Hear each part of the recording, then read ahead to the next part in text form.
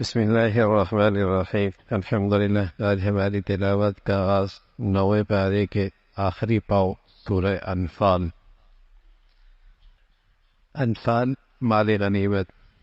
یہ سورت اس وقت نازل ہوئی کہ غزوہ بدر ہو چکا تھا اور اسلام کا پہلا غزوہ تھا، اور جس غزوے میں 3/3 بڑے لشکر پر اللہ نے مسلمانوں کو غلبہ عطا فرمایا۔ ان کی تعداد 313، دشمن کی تعداد 1000۔ وہ مسلح جتھا پورے اسلحے کے ساتھ، اور یہ تھوڑا سا تعداد معمولی سی زندگی کے معمولی سا سامان ساتھ تھا۔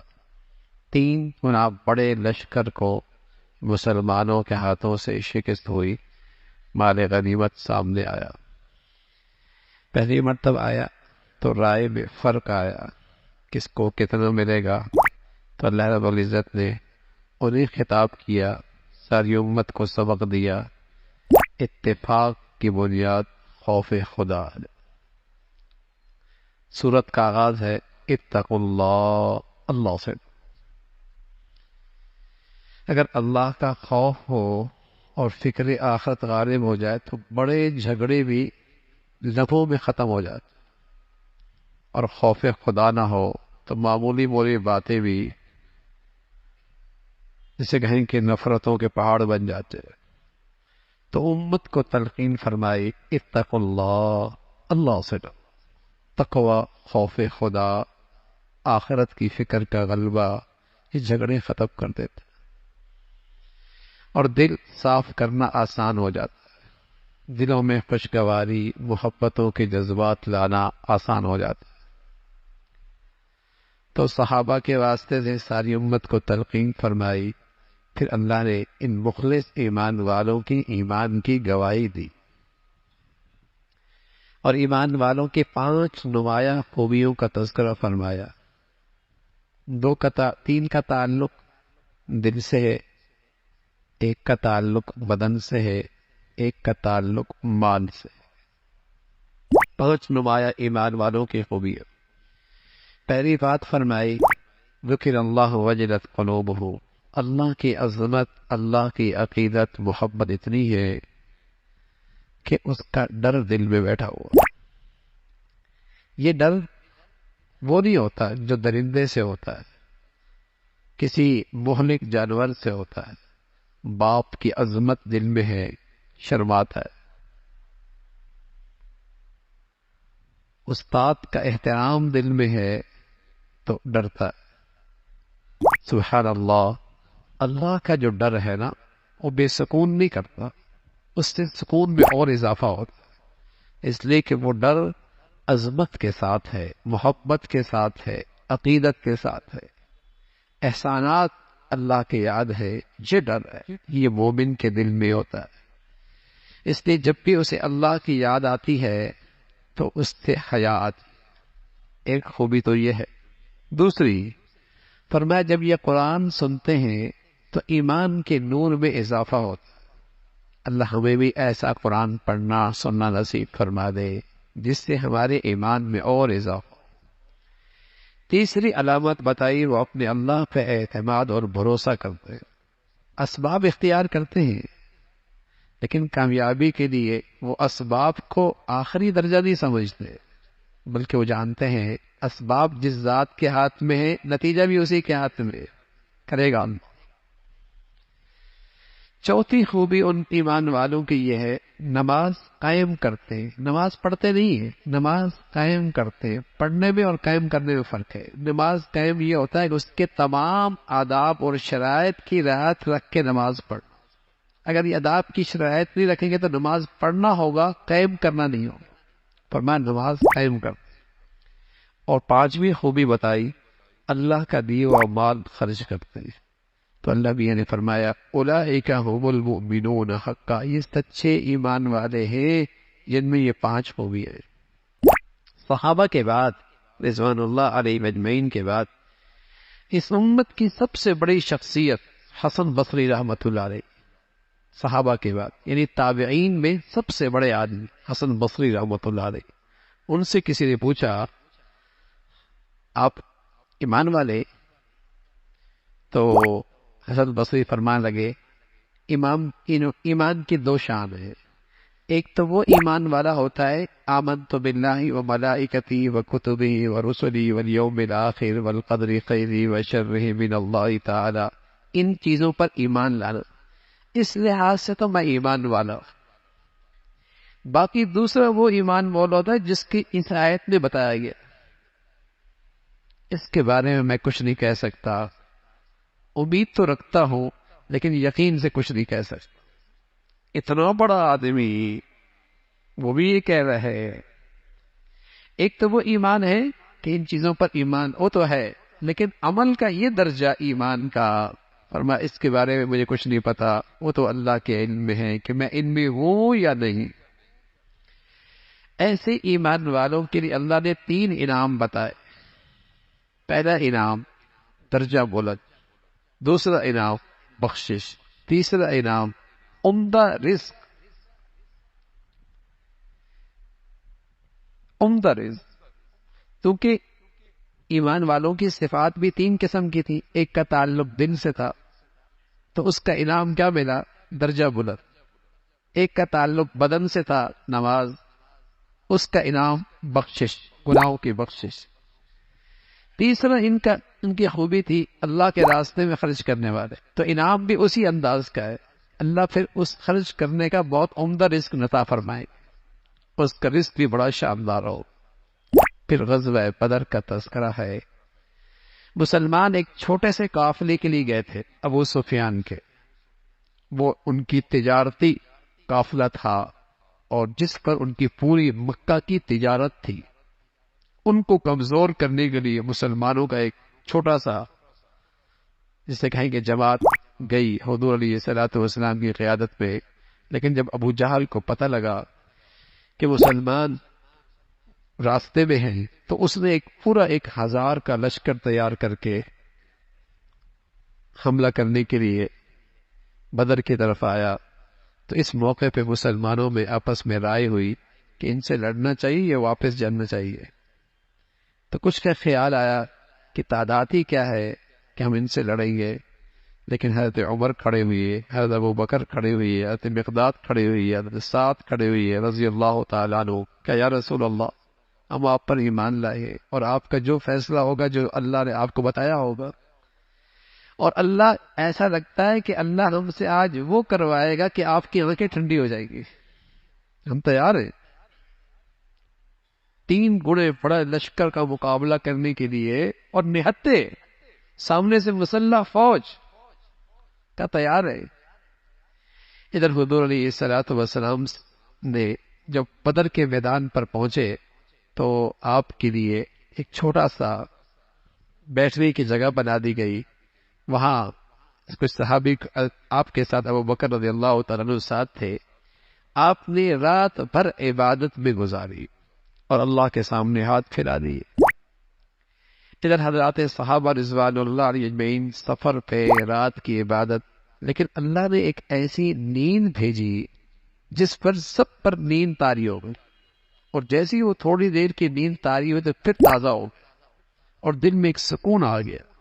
اس نیند کا تذکرہ ہے۔ میدان جنگ میں دشمن سامنے نیند آ رہی ہے، یہاں تو ٹھنڈے ٹھنڈے بستروں کے اندر بھی اور شاندار بستروں میں بھی نیند نہیں آتی، ایسا سکون آیا، اس کا تذکرہ فرمایا، اور پھر اللہ رب العزت کا وعدہ پورا ہوا اور 3 گنے بڑے لشکر کو ان مسلمانوں نے شکست دی۔ اللہ نے فرمایا تم نے نہیں مارا، یہ ہم نے مارا۔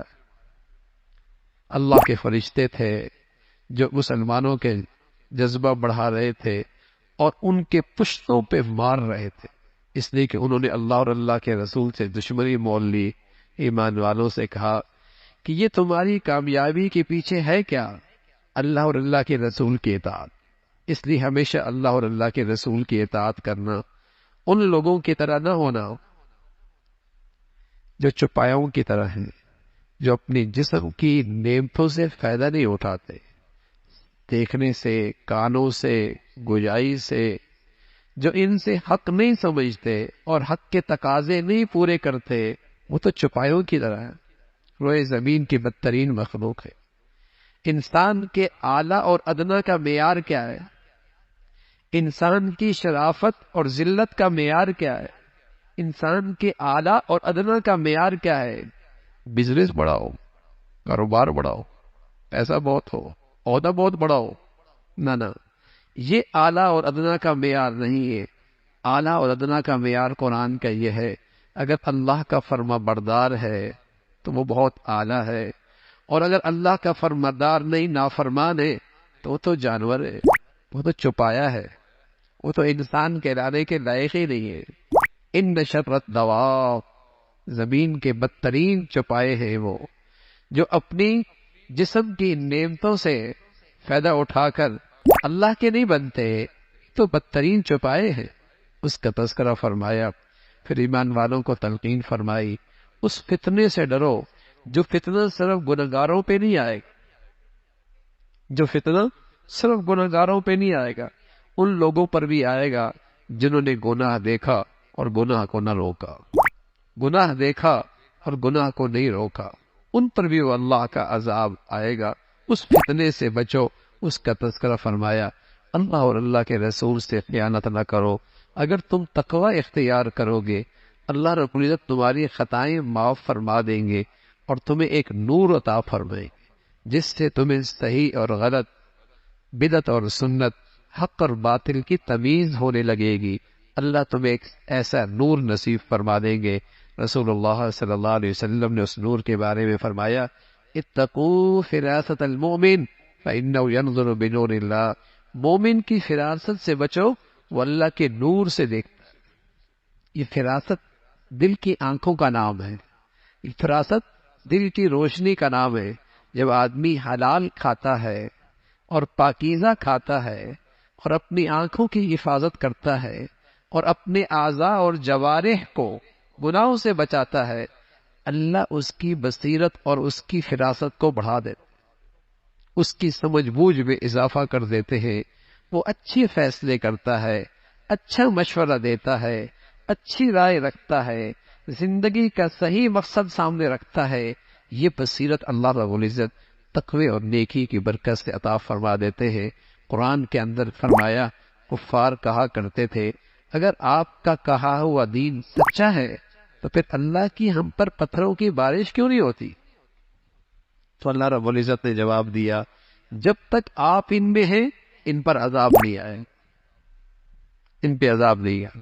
اور دوسری صورت یہ ہے، جب تک آپ کی امت اللہ سے معافیاں مانگتی رہے گی تب بھی اللہ کا عذاب نہیں آئے گا۔ اللہ کے نبی تو ہم میں موجود نہیں، لیکن ایک نسخہ آج بھی موجود ہے، اور وہ ہے استغفار۔ گناہ ہو جاتا ہے، لیکن اگر یہ امت معافیاں مانگتی رہے گی اللہ کے عذاب سے محفوظ ہو جائے گی۔ کفار کو اپنے ایک خدمت پر بڑا ناز تھا، کہتے تھے ہم تو مسجد حرام کے متولی ہیں، ہم تو مسجد حرام کی خدمت کرتے ہیں، ہم متولی ہیں۔ اللہ فرما رہا ہے متولی نہیں، متولی تو وہ ہوتا ہے جو اللہ سے ڈرتا ہے۔ تم تو مسلط ہو، تم تو مسلط ہو۔ اصل متولی اللہ کے گھر وہ ہوتا ہے جو پرہیزگار ہو، جو اللہ والا ہو، جو نیک ہو، وہ متولی ہوتا ہے۔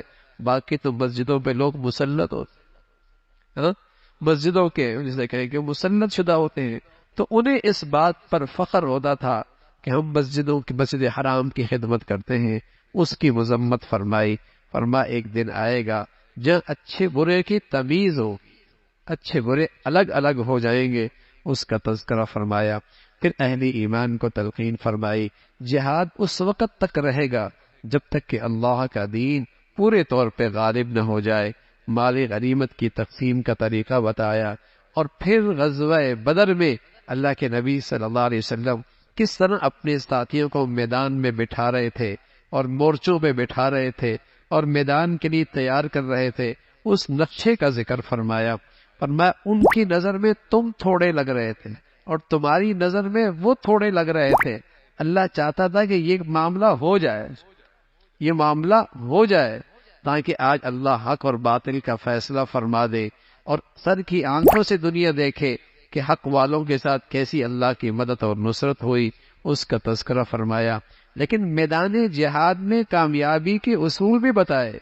اللہ کو نہ بھولنا، اللہ کو نہ بھولنا، اللہ اور اللہ کے رسول کی اطاعت کرنا، آپس میں اختلاف نہ کرنا، ثابت قدم رہنا، یہ سارے اصول بتائے تاکہ تم میدان کے اندر جمے رہو گے، پھر کامیابی تمہاری قدم چومے گی۔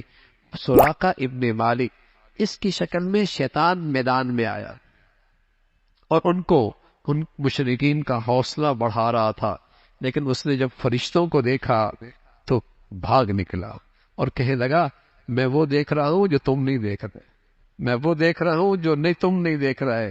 اس کا تذکرہ فرمایا شیطان اور بھاگا، اور پھر اللہ کے فرشتے ان مشرکین کے پشتوں پہ ضربے لگا رہے تھے۔ اسی طرح جب کافر مرتا ہے تو شیطان، اللہ کے فرشتے اس کے پشتوں پہ ضرب لگا رہے، پٹائی کر رہے ہوتے اور سخت پٹائی کر رہے ہوتے ہیں۔ یہ تو اللہ کا نظام ہے۔ اگر کافر اور منافق کا مرنا دنیا دیکھ لے تو اس کو چھوڑ کے بھاگ نکلے، اس کو چھوڑ کے بھاگ نکلے۔ بس بھائی اللہ ایمان کے ساتھ زندگی دے اور ایمان پہ خاتمہ نصیب فرمائے۔ پھر اللہ رب العزت نے تذکرہ فرمایا کہ اس موقع پہ تو تمہارے پاس ظاہری وسائل نہیں تھے اور 100% اللہ کی مدد اور نصرت تھی، لیکن ایمان والوں کو تلقین فرمائی عسکری لحاظ سے بھی، عسکری لحاظ سے بھی، مادی لحاظ سے بھی، اور روحانی اور ایمانی لحاظ سے بھی ہمیشہ تیاری میں رہو، ہمیشہ تیاری میں رہو۔ میدان جنگ کے سامان کے لیے ہمیشہ اپنا عسکری سامان اور مادی سامان کے ساتھ ساتھ ایمانی اور روحانی لحاظ سے بھی ہمیشہ تیار رہو، اور ایسی تیاری کرو کہ تمہارا روب اور دبدبہ دشمنوں پر بیٹھ جائے۔ لیکن بدقسمتی ہے آج پوری دنیا کا مسلمان فکری لحاظ سے بھی، علمی لحاظ سے بھی، روحانی لحاظ سے بھی اور عسکری لحاظ سے بھی غیروں کا محتاج، غیروں کا محتاج ہے۔ حالانکہ یہ سب چیزیں مسلمانوں کے دین نے ان سے کہی تھی کہ تم نے اپنے آپ کو تیار رکھنا ہے، اس کا تذکرہ فرمایا۔ پھر بتایا کہ میدان جنگ کا ساز و سامان تیار کرنا اور عسکری سامان اکٹھا کرنے کا مطلب یہ نہیں کہ جنگ ہی کرنی ہے، یہ مطلب نہیں کہ جنگ ہی کرنی ہے۔ اگر دشمن صلح کے لیے تیار ہو جائے اور صلح میں مسلمانوں کی مصلحت ہو تو صلح کرنا، اس کا تذکرہ فرمایا، اور ساتھ تلقین فرمائی کہ تمہاری الفت اور محبت کی بنیاد نیکی ہے، اور کوئی چیز تمہارے اندر محبت اور الفت نہیں پیدا کر سکتی۔ اہل ایمان کو تلقین فرمائی، اے نبی انہیں جہاد کے لیے ابھاریے اور اللہ رب العزت کی مدد اور نصرت تمہارے ساتھ ہوگی۔ جب بدر کے قیدی آئے تو 70 قیدی گرفتار ہوئے مشرکین کی، رائے بنی اب ان کے بارے میں کیا کیا جائے۔ حضرت عمر نے فرمایا یا رسول اللہ انہیں قتل کر دے، ان سارے کے ساروں کو قتل کر دے۔ اللہ کے نبی صلی اللہ علیہ وسلم کی وہ فطرتی شفقت رحمت، آپ نے فرمایا فدیہ دے کر انہیں رہا کر دو۔ اللہ کی طرف سے قرآن کی آیتیں آ گئی، اللہ کو عمر کی رائے پسند آئی، اللہ تعالیٰ کو عمر کی رائے پسند آئی، اس کا تذکرہ فرمایا اور اہل ایمان کو تلقین فرمائی۔ ایمان والو، کفار سارے کے سارے آپس میں ایک دوسرے کے مددگار اور معاون ہیں، تمہارے خلاف سب متحد ہو جاتے ہیں، معاشی لحاظ سے، سرحدی لحاظ سے، مفادات کے لحاظ سے ان کا آپس میں کتنا ہی اختلاف کیوں نہ ہو، لیکن اسلام دشمنی میں سب اکٹھے ہو جاتے ہیں۔ مسلمانوں، اگر تم اکٹھے نہ ہوئے تو دنیا کو پھر فساد سے کوئی چیز نہیں بچا سکتی۔ یہ اکٹھا ہونا تو تمہاری ضرورت تھی اور تمہارا مذہب کا تقاضا تھا اور تمہارے اسلام کا تقاضا تھا کہ تم رنگ، نسل، وطن، علاقے، یہ جتنے رشتے ہیں ان سب سے بالا تر رشتہ ایمان اسلام کا رشتہ ہے، ان سب سے بڑا رشتہ ایمان اسلام کا رشتہ ہے، تم ایک ہو جاتے، اس کا تذکرہ فرمایا۔ پھر سورہ برات ہے۔ فتح مکہ کے بعد مسلمانوں کے ساتھ جو مشرکین کے معاہدے تھے ان تمام معاہدوں سے برات کا اعلان کر دیا، 4 مہینے کی مہلت دی، اور پھر فرمایا پھر بھی کوئی اگر میدان میں آنا چاہے، لڑنا چاہے، پھر آپ انہیں مارے اور انہیں قتل کرے۔ ان کے قتل کرنے سے مسلمانوں کے دل بھی ٹھنڈے ہوں گے، مسلمانوں کے دل بھی ٹھنڈے ہوں گے، اس لیے کہ انہوں نے ظلم کی انتہا کی ہے۔